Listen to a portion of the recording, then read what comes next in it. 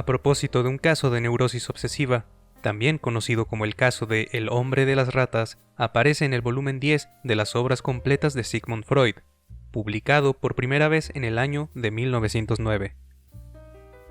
Este caso es uno de los más conocidos y más estudiados de las obras de Freud, en el que describe y precisa sus hallazgos e hipótesis al tratar con un paciente austriaco de 29 años, de nombre Ernst Lanzer, pero que llegaría a ser más conocido por el resto del mundo y a lo largo de la historia del psicoanálisis bajo el seudónimo de El hombre de las ratas.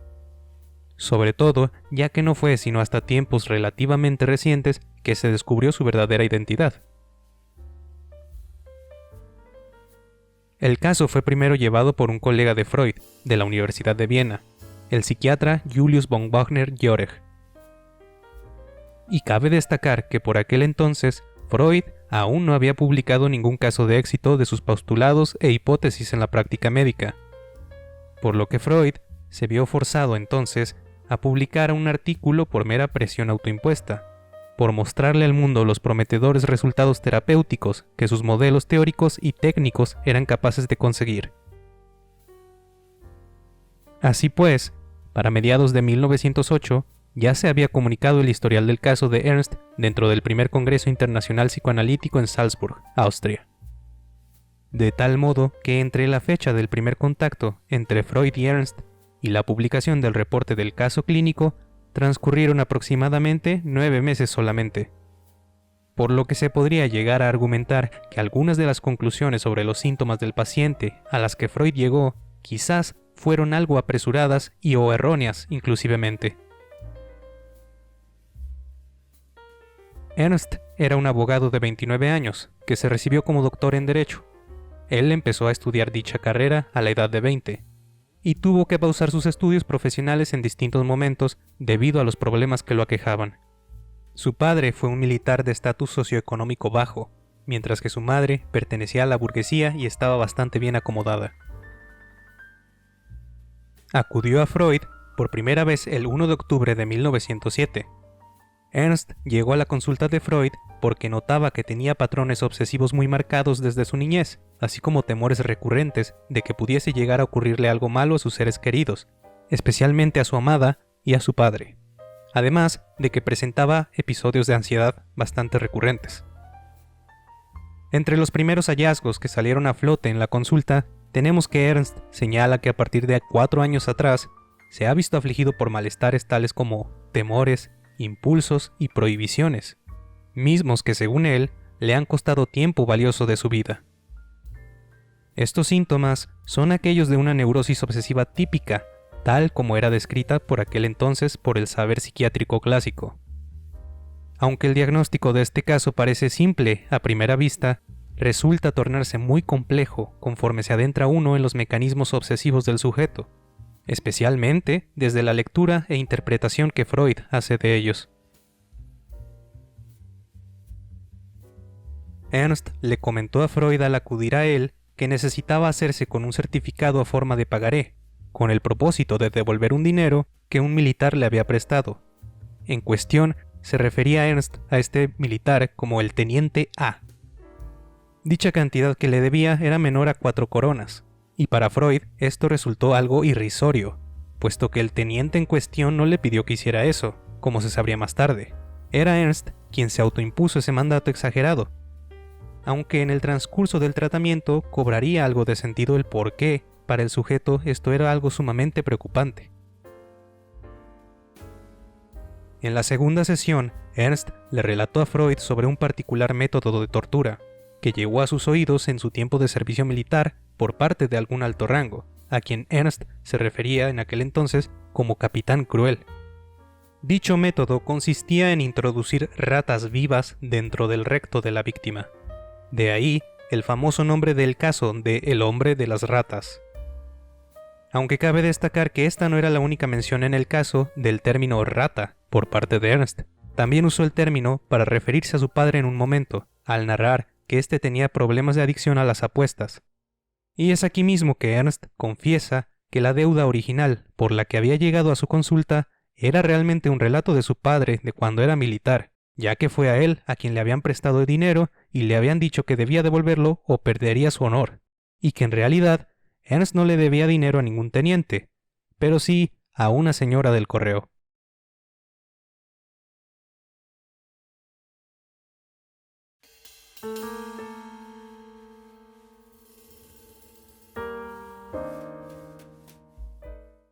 Freud, después de varias sesiones, llega a la conclusión de que hay un claro conflicto paternal muy marcado en el sujeto, al ligar los sentimientos de culpa inexplicables narrados por Ernst y temores paranoides con su desarrollo psicosexual, ya que él relata haber despertado un temprano interés sexual por el sexo opuesto, habiendo espiado a algunas de sus niñeras mientras se cambiaban.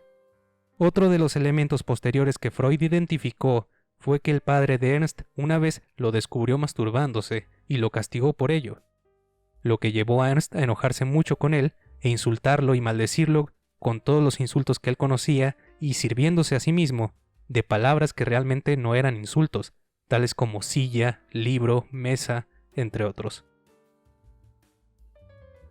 Todo esto para Freud suponía que dichos pensamientos obsesivos fueron producto de sus mecanismos de defensa que se contraponían a su deseo de ver mujeres desnudas, resultando en sus temores irracionales.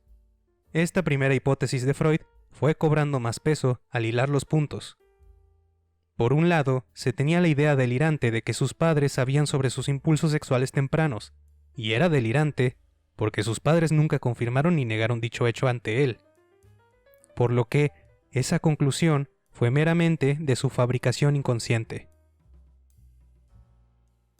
Y por otra parte, había otra idea delirante con respecto a su deuda autoimpuesta, en la que él recordaba que el capitán Cruel le ordenaba pagar su deuda, o le ocurriría algo a su padre y a su amante.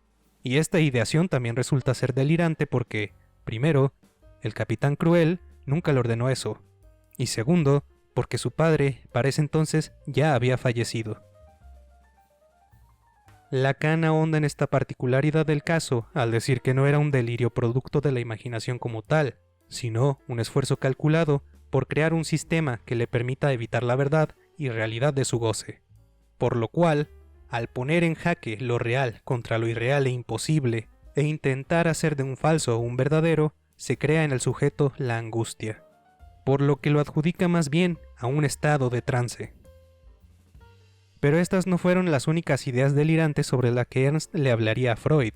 Por ejemplo, un día Ernst vio supuestamente a la hija de Freud en una ocasión en su consultorio, y pensó que Freud querría presentársela y arreglar un matrimonio entre los dos, lo cual, desde luego, resultó ser completamente equívoco y hasta absurdo.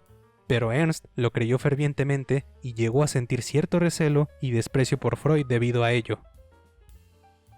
A partir de la libre asociación, Freud encontró que el deseo inconsciente de Ernst por contraer matrimonio con su hija era por cuestiones económicas meramente, más que porque se sintiese atraído por ella.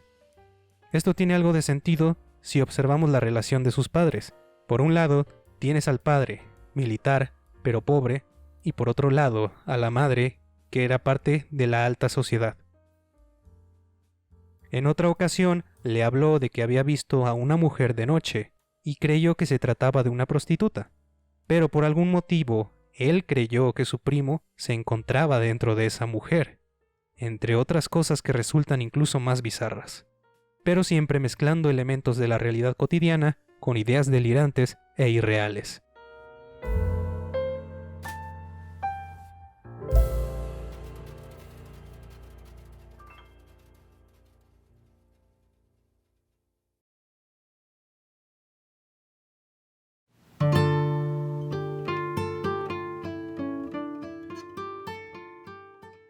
Freud tuvo muchas dificultades al tratar a Ernst, sobre todo porque no conseguía dar con el punto clave para la resolución de la supuesta neurosis que padecía Ernst, al estar trabajando con lo que en aquel entonces era una técnica novedosa, la cual se trataba de la asociación libre.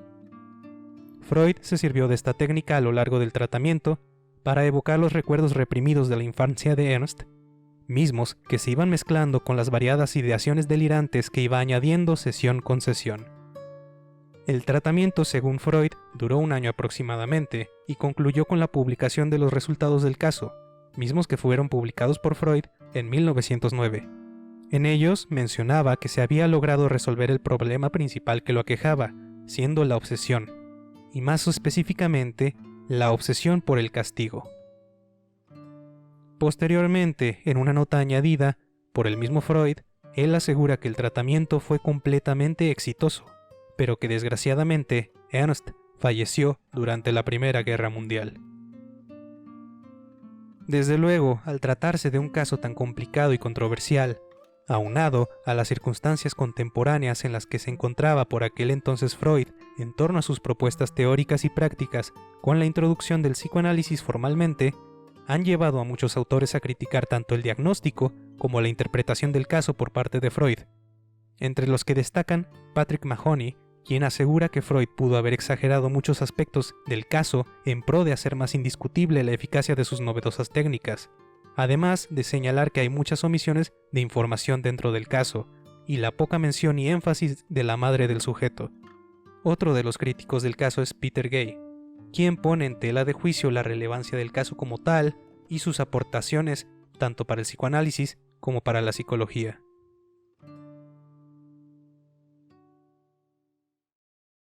Esto fue Revisión de Caso. Si te gustó este formato, por favor apóyame con un like, suscribiéndote, comentando y si gustas compartiendo el video con otros. Lo apreciaría mucho. Nos vemos en otra ocasión. Hasta la próxima.